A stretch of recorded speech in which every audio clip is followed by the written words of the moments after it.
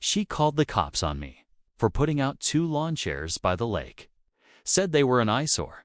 But when I found out what she was hiding behind her fancy patio fence, let's just say the cops came back, but this time, for her, it was a quiet Sunday morning, the kind where the lake looks like glass. You can hear the fish jumping before the sun finishes rising. Out here, time tends to slow down. It's the kind of place where birdsong replaces sirens, and your pulse finally remembers how to beat slow and steady. That's why I moved here. That's why I built my little place on this lakeside strip, tucked behind pines and wildflowers. Peace wasn't a luxury, it was a necessity. That morning, I brewed my coffee the old-fashioned vapor on the stove, just like my granddad did back on the farm. I'd been planning the same simple ritual I'd kept every weekend since I moved in. Drag out to folding lawn chairs, set them down just a few feet from the water, and sit with my feet in the grass while the steam from my mug curled into the early air. 1 chair for me, 1 just in case. Not for anyone in particular, just in case someone wandered by and needed the silence too. The lake was still. Mist clung to its surface like the last breath of night, refusing to let go. The ducks were already busy chatting among themselves like they had a town meeting scheduled. And the occasional splash from a distant base reminded me that nature was wide awake, even if the neighborhood wasn't. I set the chairs down in the usual spot. Not even on the community lawn, just a narrow patch of my own backyard that sloped gently toward the water's edge. Nothing fancy, just canvas chairs with cuff holders and rusted hinges. I didn't even have a cooler or a Bluetooth speaker. Oh, just me, coffee, and a heart that needed some stillness. The thing is, peace doesn't sit well with certain people, especially the ones who've spent their lives confusing control for purpose. Out here, that person has a name. Karen, or at least, that's what everyone calls her. She owns the massive property for lots down white brick, triple-deck patio, landscaping like a botanical garden sponsored by the local HOA. If she's not trimming hedges that don't need trimming, she's peeking out from behind blinds too. Make sure everyone else is living according to her unspoken code. That morning, I didn't hear her, didn't see her, but I could feel her. That uncomfortable buzz in the air like humidity laced with judgment. The lake didn't change. The ducks kept paddling, but something had shifted. You don't live this long near a lake without learning to trust your gut. I stayed there maybe an hour, didn't move much. Just sipped coffee, listened to the wind stir the cattails, watched the sun climb its lazy way up the sky. The kind of morning that settles deep into your bones and makes all the stress you carry feel like it never existed. But peace, as I'd learn, never lasts long when control freaks feel threatened. By noon, calm had given way to commotion, and all because of those 2 damn lawn chairs. You see, I live in a community with an HOA, not a terrible one, at least. Not until Karen made it her life's work to weaponize every rule. I'd never had trouble before. I kept my lawn mowed, my trash bins hidden, and my holiday lights modest. But apparently, 2 lawn chairs near the lake were too much. Karen had decided they obstructed the view, or maybe just her sense of dominance. I didn't know it yet, but while I was sipping my second cup, Karen had taken photos, zoomed in, cropped just right to make it seem like my humble setup was some kind of personal resort. She filed a complaint with the HOA before the sun was fully overhead, and not long after that, she called the sheriff. That's right, over chairs. I didn't hear the car pull up. Didn't expect it. But I saw the tire tracks later, cutting deep into the gravel drive. That's when it hit me. This wasn't just a warning or a letter. Karen wanted a scene. And she'd used the one power she still had left in her manicured hands. Escalation. Later, when I checked the HOA online portal, I saw the formal violation logged. Unauthorized personal property obstructing common shoreline, it said. Never mind that it was technically my property. Never mind that no rule actually banned chairs. The complaint was filed. The process had begun. What got me wasn't the pettiness, it was the pettiness with paperwork. This wasn't a neighborly disagreement. It wasn't even an overstep. This was targeted harassment disguised as civic duty. Karen had chosen her battlefield, and it wasn't about chairs. It was about making sure she remained the center of gravity in our little lakeside world. If anyone found peace without her permission, it was a threat to her fragile kingdom. I didn't argue, didn't rush out to defend myself, didn't yank up the chairs or march over to demand answers. I just stood there later that afternoon, looking down at the empty spot where they'd been, thinking, planning, remembering every smug look she'd thrown my way at community meetings. Every sideways comment about how some folks just don't understand aesthetics. Because the thing about people like Karen, they get so busy policing others that they forget to clean up their own backyard. And as I stood there, one hand in my pocket and the other resting on the bent frame of that old lawn chair, I happened to glance across the water to the far edge of her property. The same patio she always bragged about. The one that stretched out just a little too far. That's when I saw it. A cluster of poured concrete beyond the official property line, hidden by shrubs and shadow, barely visible from my angle. Something the rest of the neighborhood couldn't see, but I could. My peace had been disturbed, but Karen's secrets, they were about to be exposed. The next morning came with a different kind of quiet. Not the peaceful, restful kind that comes with birdsong and mist, but the heavy, tight-lipped kind, like the lake was holding its breath.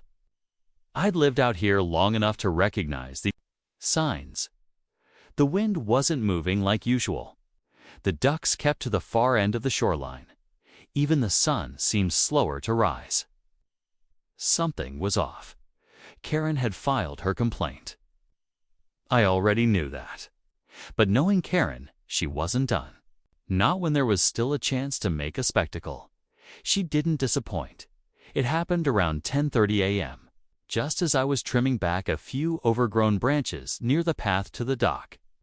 No warning, no pleasantries. She came stomping down the prosies. She came stomping down the path in pristine white sneakers, the kind no one actually walks in. Her entire outfit was coordinated like a catalog spread sun hat scarf. Even the leash of her yappy little designer dog matched the color scheme. She didn't knock on the gate, didn't call out. Just stormed into my yard like she'd paid for the dirt beneath her feet. I didn't engage. I didn't need to. Her body language did all the talking. Every stiff stride and pointed finger was theater, dramatic, rehearsed, exaggerated for an invisible audience. She waved her phone around like a sheriff's badge, pointing toward the lake like I'd vandalized a national park.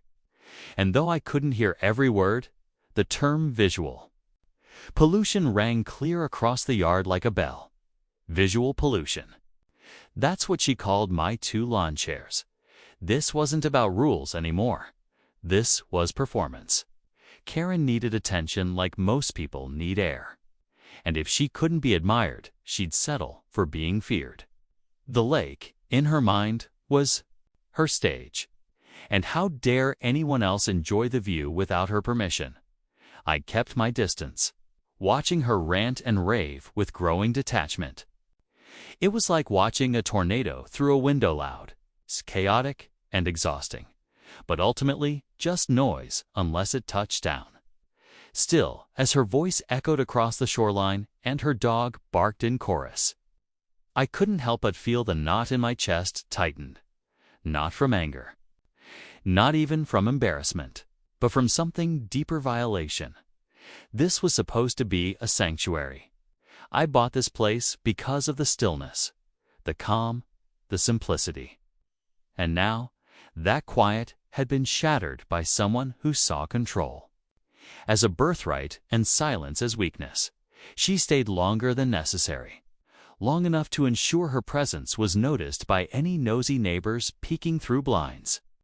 She posed by the edge of my yard, snapped more pictures of my shoreline, and stomped back the way she came like a conquering empress returning from battle. The wind picked up again once she was gone, as if the trees themselves were exhaling relief. But for me, the moment stuck. Not because of what she said, not even because she trespassed, but because of what she didn't know, Karen. For all her fussing about lake views and aesthetic harmony, had a little secret of her own. One she'd clearly forgotten about. The day before, when I spotted the edge of her patio from my vantage point near the lake, I didn't just see some stone and concrete. I saw something far more interesting, something that told a different story. Her house, like mine, was under the jurisdiction of the HOA and subject to strict zoning.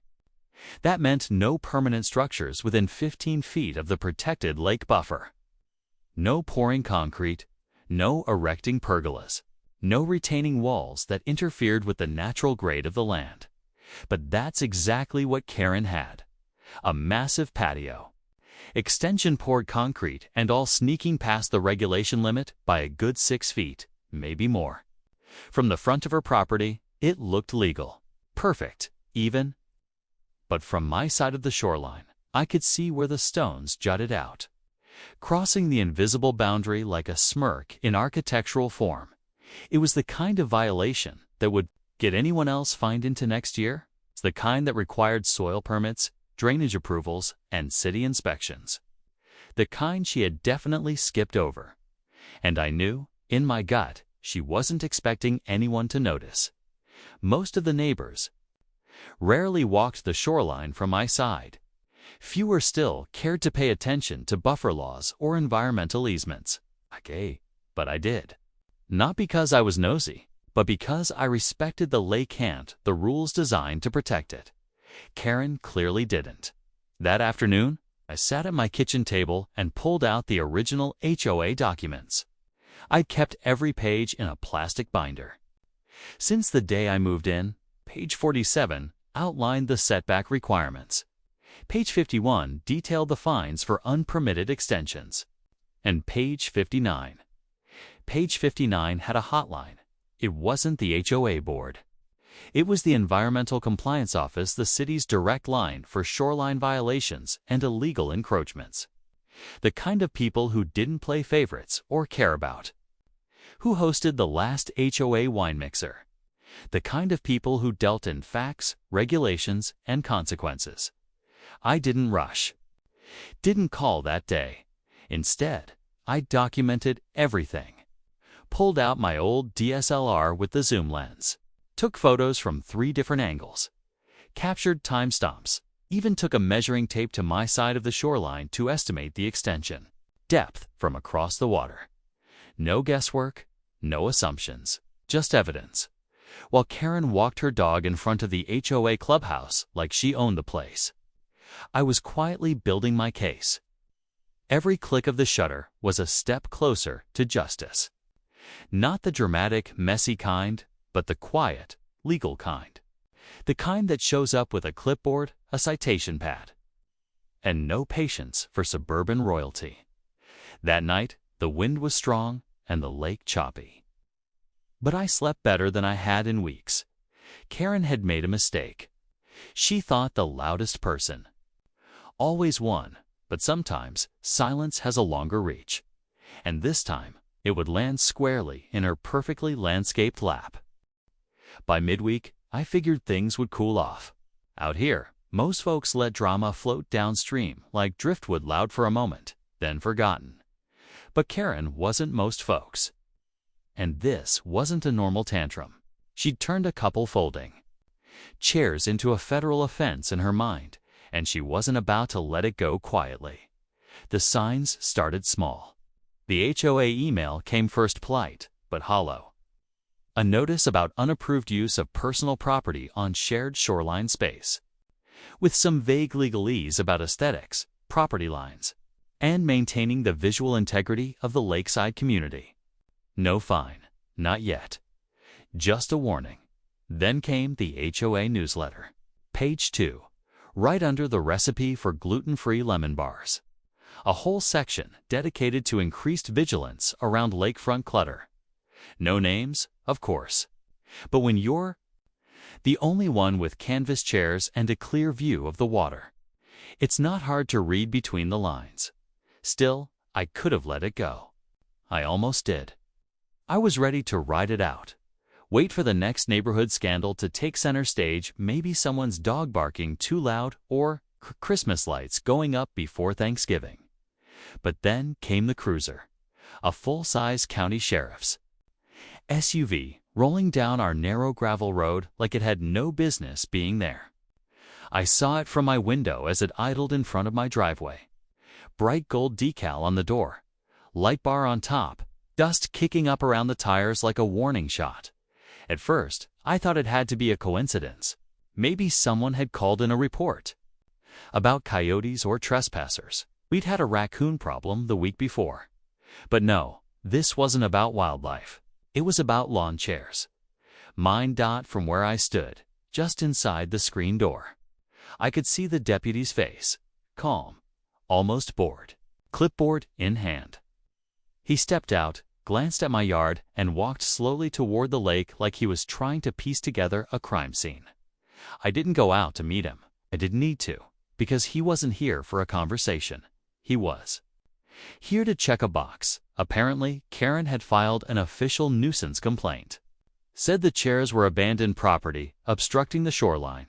Claimed they posed a safety hazard for boaters and impaired the view from multiple neighboring lots. Never mind that no one else had complained.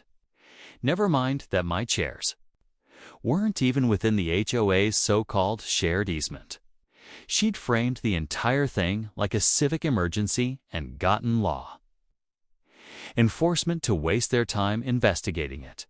The officer didn't stay long. After walking the perimeter and jotting a few notes, he climbed back into his cruiser, turned around, and drove off. No lights, no sirens. Just gravel crunching under tires and a storm brewing in my chest. It was one thing to involve the HOA. That's their job, or at least their hobby. But to call the cops, to waste actual county resources on 2 chairs and a grudge, that wasn't just petty. That was malicious. And that's when the piece inside me finally snapped. Because if Karen wanted to bring the law into this, then I'd happily return the favor. Only this time, I wouldn't rely on board meetings or passive-aggressive newsletters. I was done playing defense. She wanted a legal battle. I'd give her one, just not the kind she saw coming. I pulled out everything I'd collected. The photos, the measurements, the zoning documents, the printout from the county assessor's office. I laid them all out on my kitchen table, like puzzle pieces, checking every angle twice. Karen's patio was the key. I'd known for days now that it was illegal. But I needed more than suspicion. I needed irrefutable proof. So I made a few quiet phone calls. Nothing dramatic. Just a quick chat with the county zoning department. Another with the Lake Conservation Board. I even called a retired surveyor who lived 2 streets over. Said I was curious about shoreline setbacks, hypothetically speaking. And the more I learned, the clearer the picture became. Karen's patio wasn't just over the line. It was practically on the water. Turns out, she'd built the extension 3 summers ago quietly, without permits. Told the contractor to pour fast and early before the season picked up and the inspectors started their rounds. She'd planted a row of decorative shrubs to mask the intrusion. From her house, it looked clean. From mine, it looked like arrogance cast in concrete. Worse yet, the entire build violated not only HOA bylaws, but county environmental protection laws. That meant fines, big ones, and not just from the board. From the city. Illegal construction inside a protected lakeside buffer was serious business. Runoff, soil erosion, shoreline damage, all potential consequences. And all of it traceable back to one person.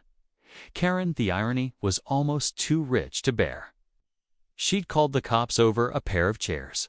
She wanted to make a scene, and in doing so, she'd handed me the perfect reason to make one of my own, because I wasn't just going to report her to the HOA. I was going to report her to everyone. County zoning, environmental protection, the city's water management board, even the IRS. Once I realized that patio upgrade hadn't been listed on her last property assessment, I filled out the forms. Attached the photos, made copies of every document and sealed them in envelopes with tracking numbers. Then I mailed them all on the same day, just after sunrise, right before sitting down with a fresh cup of coffee in one of my infamous visual pollution chairs. The lake was calm that morning, peaceful, like it knew what was coming. Because revenge, in my world, didn't come with shouting or fists or slammed doors. It came quietly, patiently, legally, and Karen. Karen was about to find out what it felt like to be seen for real. Asterisk. I'd always known Karen's house was a bit much. White brick, like it was bleached daily. Gables that reached too high for a one-story home. That oversized triple-tier patio, wrapped in custom stonework and wrought iron railings, standing like a monument to excess on the lakeside edge. She loved that patio more than anything. It's hosted wine nights, book clubs, holiday brunches, always just barely within the HOA's decorum guidelines. It was her personal stage, the place where she perched above the lake like a queen addressing loyal subjects. But queens build their castles on stone, and Karen, she built hers on lies. The day after I mailed out the reports, I took a walk around the lake. Not directly through Karen's property. Of course, I knew better. But there's a narrow, rarely used trail that loops behind the tree line, just enough elevation to give you a sliver of view through the brush. From there, her backyard looked different, less curated, more fragile. I took my time, scanning every angle. The patio jutted out like a jaw, its stonework cracked in places where the concrete had begun to settle. The slope beneath it dipped sharply toward the lake, more than the allowed 20% grade. No retaining wall, no proper drainage. Just layered mulch and a few decorative stones meant to distract from the fact that the whole thing was slowly sliding forward. That explained the recent patches of sod she'd laid out trying to cover bare runoff channels that the rains had carved after spring. But even sod can't hold a lie together forever. Erosion doesn't care about landscaping. Closer to the water, the situation worsened. A thin strip of artificial turf, clearly meant to look natural, had been glued directly over bare soil, likely to prevent further dirt wash off into the lake. But the seams were showing. Literally. The glue had started to lift at the edges, the green mat curling like old wallpaper. The runoff had already exposed the black underlayer in several spots, revealing the damage to anyone who looked closely. And the lake had noticed. Murky clouds near her shoreline drifted just under the surface, stirred by the slow seep of soil and chemicals from her landscaping work. We all shared this water, me, the fish, the frogs, the ducks that made their nests in the reeds.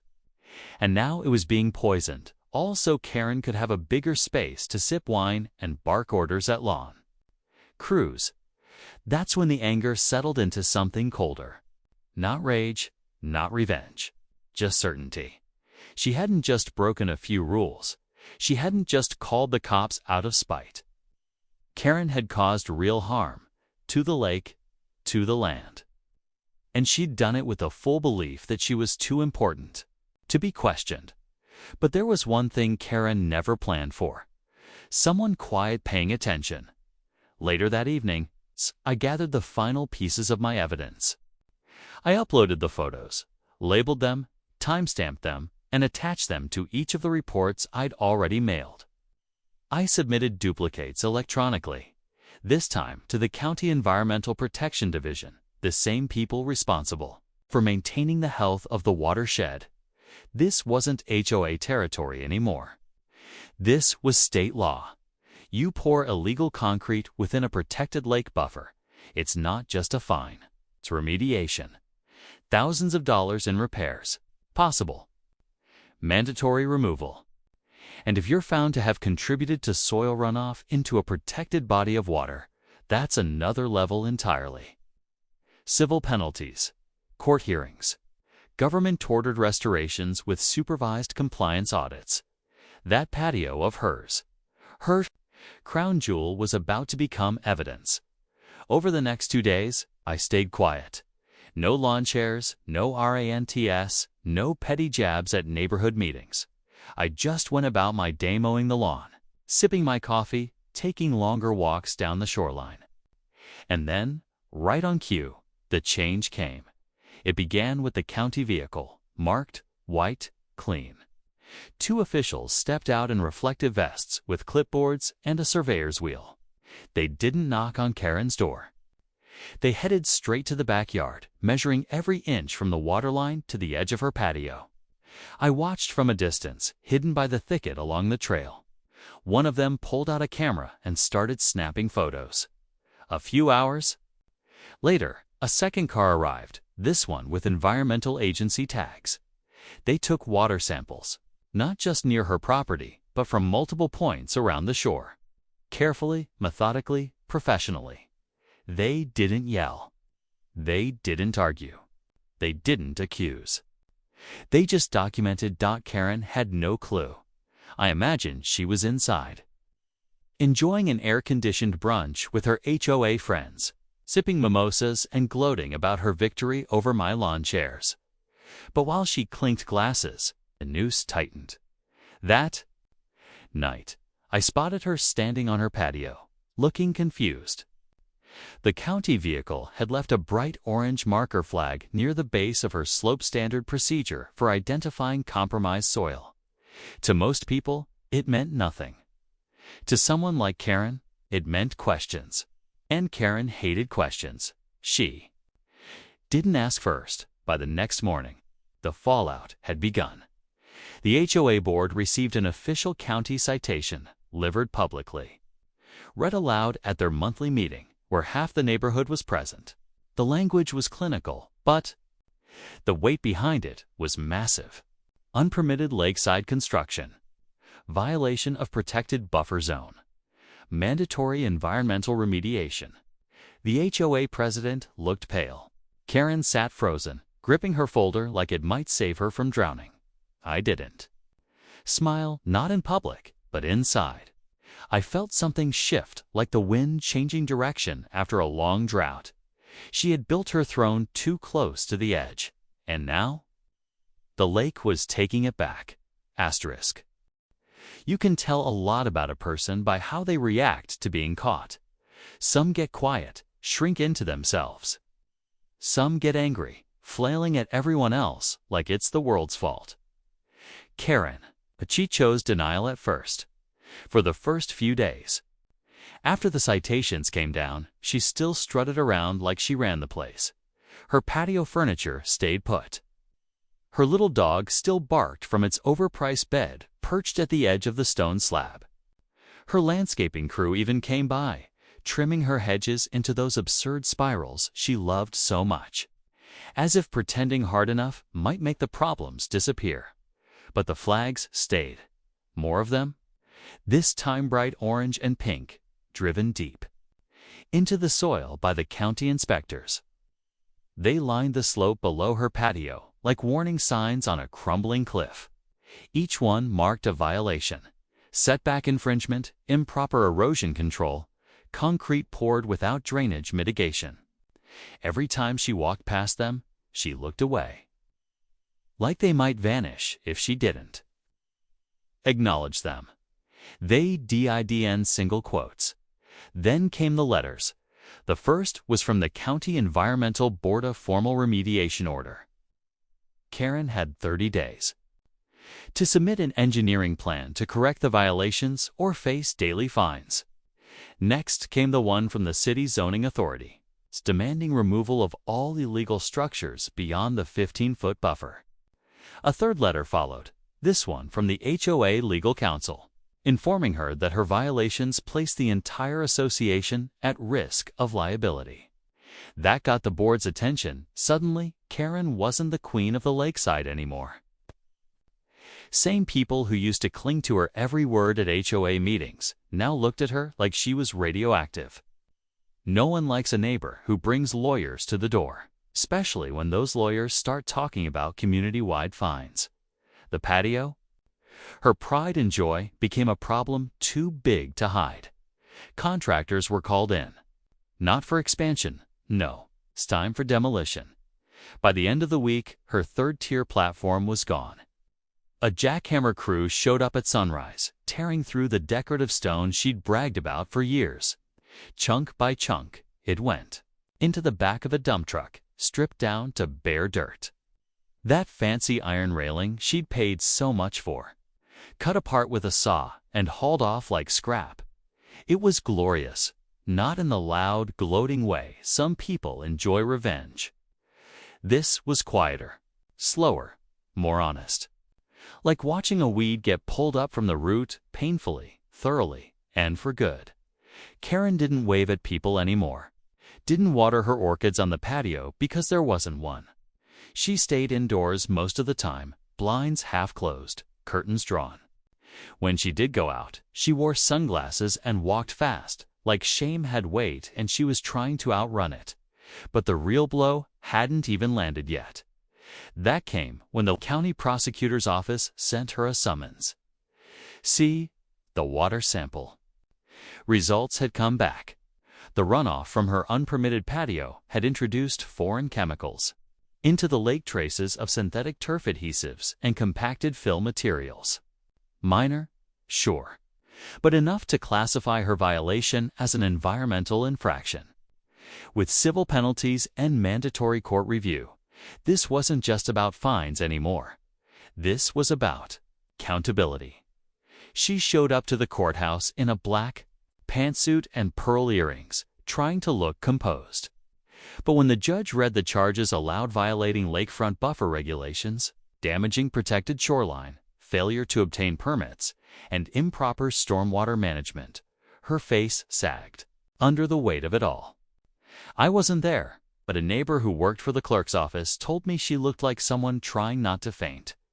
They hit her with $37,000 in fines, plus in order to fund environmental restoration, native plant rewilding, shoreline stabilization, and quarterly inspections for the next year.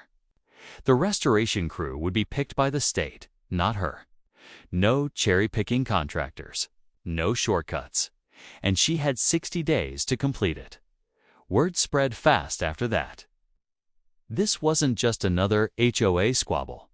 This was public record.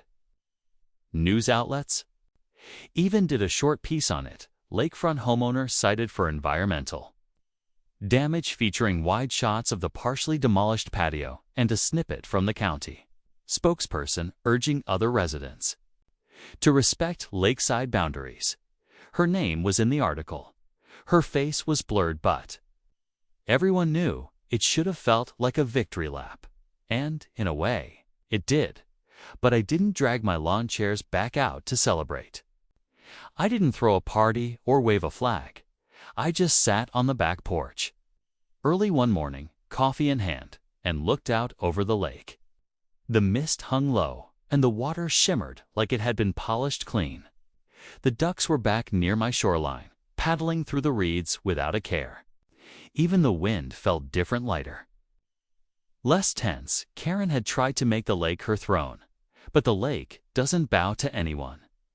Out here, you'll learn fast. The land remembers. It remembers who respects it and who abuses it. And eventually, it takes back what doesn't belong. As for me, I brought the lawn chairs back out. Just 2 of them. Same spot as always. One for me and one left empty. Not for Karen, for peace. And this time, no one dared complain.